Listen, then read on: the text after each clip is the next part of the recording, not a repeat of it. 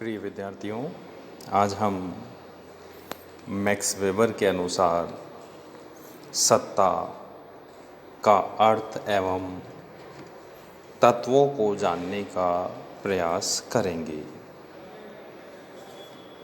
सत्ता अथवा अथॉरिटी को मैक्स वेबर ने अपने तरीके से स्पष्ट करने का प्रयास किया है। तो यहाँ हम मैक्स वेबर सत्ता को किस तरीके से देखते हैं या इस अवधारणा को कैसे स्पष्ट करते हैं, इसको जानने का प्रयास करेंगे। किंतु उससे पूर्व सत्ता के अर्थ, परिभाषा और तत्वों को जान लेना भी आवश्यक है। तो आज हम सत्ता के अर्थ और उसके तत्व को स्पष्ट करने का प्रयास कर रहे हैं। देखिए, सर्वप्रथम सत्ता के शाब्दिक अर्थ की बात की जाए तो मैक्स वेबर ने सत्ता के लिए हेरशाफ्ट शब्द का प्रयोग किया है, जो एक जर्मन शब्द है। इसका अर्थ होता है एक ऐसी स्थिति जिसमें स्वामी दूसरों पर आज्ञा चलाता है या उन्हें आदेश देता है। यानी एक ऐसी स्थिति, एक ऐसा अधिकार, एक ऐसा प्रभाव जिसमें जो स्वामी हैं वह अपने अधीन दूसरे व्यक्तियों को आज्ञा दे सकता है, उनको आदेश दे सकता है और दूसरे व्यक्ति उनका पालन करते हैं। तो मैक्स वेबर के अनुसार उसको हम क्या कह सकते हैं? शाब्दिक दृष्टिकोण से हम उसको सत्ता कह सकते हैं, हम उसको अथॉरिटी कह सकते हैं। इसी बात को अधिक स्पष्ट रूप से समझने के लिए हम कुछ परिभाषाओं के आधार पर सत्ता को समझने का प्रयास करेंगे। इसके लिए सर्वप्रथम किंग्सले डेविस के अनुसार जो सत्ता की परिभाषा है उसको यहाँ समझें। किंग्सले डेविस ने सत्ता को परिभाषित करते हुए कहा है कि सत्ता निर्णय लेने तथा आदेश देने का अधिकार है। क्या कहना चाहते हैं किंग्सले डेविस? सत्ता कौन सा अधिकार है? ऐसा अधिकार जो आपको निर्णय लेने की क्षमता देता हो, साथ ही आदेश देने का भी एक अधिकार है। यानी जो व्यक्ति एक बड़े समूह के लिए जो उसके अधीन हैं उनके लिए अगर वो निर्णय ले सकता है तथा उनको आदेश दे सकता है, तो इस चीज़ को किंग्सले डेविस कहते हैं कि यह सत्ता है। इसी प्रकार दूसरी परिभाषा यदि हम यहाँ लें तो पैटरसन के अनुसार सत्ता को उन्होंने परिभाषित किया है। पैटरसन के शब्दों में आदेश देने एवं उसके पालन की आज्ञा का अधिकार सत्ता कहा जाता है। क्या कहना चाहते हैं पैटरसन? आदेश देने यानी आप अपने अधीन आने वाले समूह को आदेश देने का अधिकार यदि रखते हैं और उसके पालन की आज्ञा यानी उन्हें उनके पालन करना ही पड़े, इसके लिए आप अगर बाध्य कर सकते हैं तो यह सत्ता है।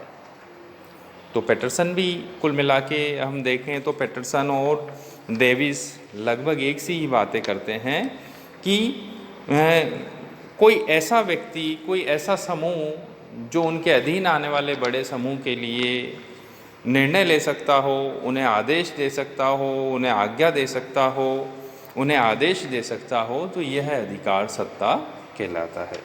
यह स्थिति सत्ता कहलाती है।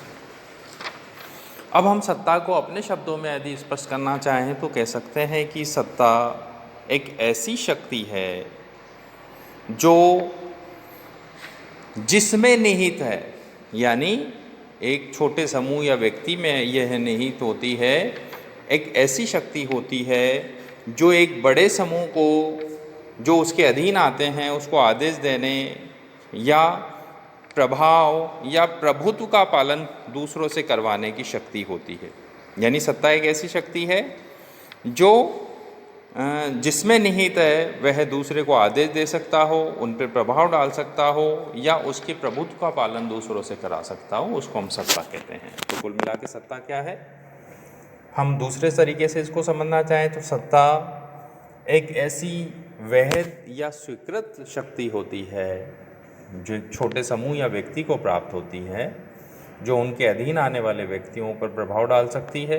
उनके लिए वह व्यक्ति या समूह निर्णय ले सकता है, उस निर्णय के पालन के लिए उनको बाध्य कर सकता है। तो ये सारी की सारी जो शक्ति है उसको हम सत्ता के रूप में जान सकते हैं। यह सत्ता है।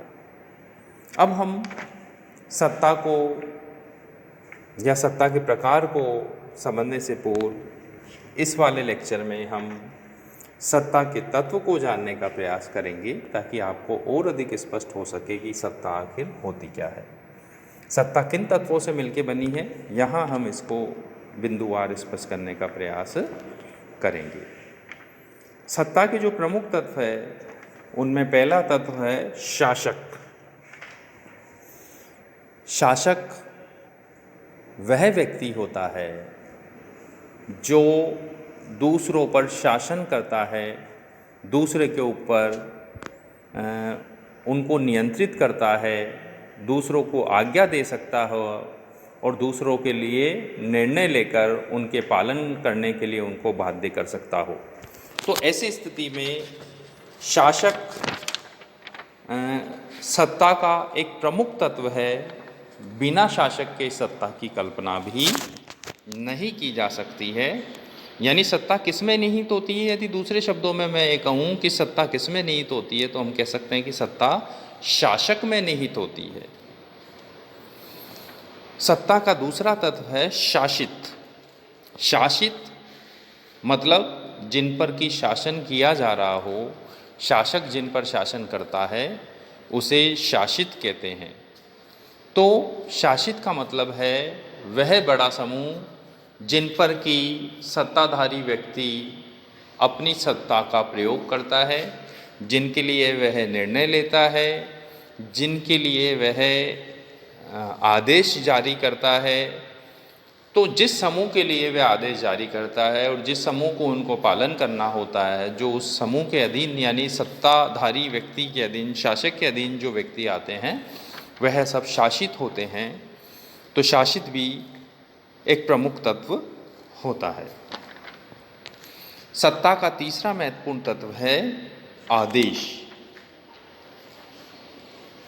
जैसा कि आप लोग अब तक समझ चुके होंगे कि जो शासक है जब तक कोई आदेश पारित नहीं करेगा, यानी जब तक कि वह अपने शासित समूह के लिए कोई निर्णय नहीं लेगा, उनको नियंत्रित नहीं करेगा, जब तक उसका शासक होना वास्तविक रूप में संभव नहीं है। तो शासक अपने शासितों के लिए आदेश जारी करता है, उनको नियंत्रित करता है और उस नियंत्रण के साथ ही वह उनको विभिन्न प्रकार के तरीक़ों से उस आदेश के पालन करवाने के लिए भी कार्रवाई करता है। सत्ता का चौथा महत्वपूर्ण तत्व है आज्ञा पालन।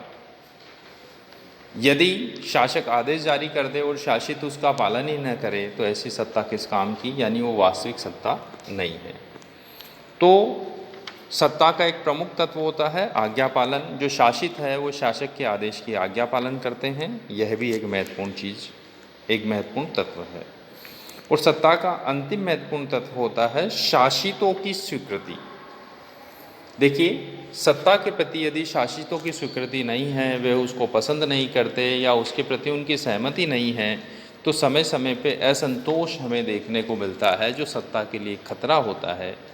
तो ऐसी स्थिति में सत्ता का एक महत्वपूर्ण तत्व ये होता है कि सत्ताधारी व्यक्ति के प्रति शासित जो होते हैं, जिन पर शासन किया जा रहा है, उनकी स्वीकृति होती है, तभी ये सत्ता आगे बढ़ सकती है। तो प्रिय विद्यार्थियों,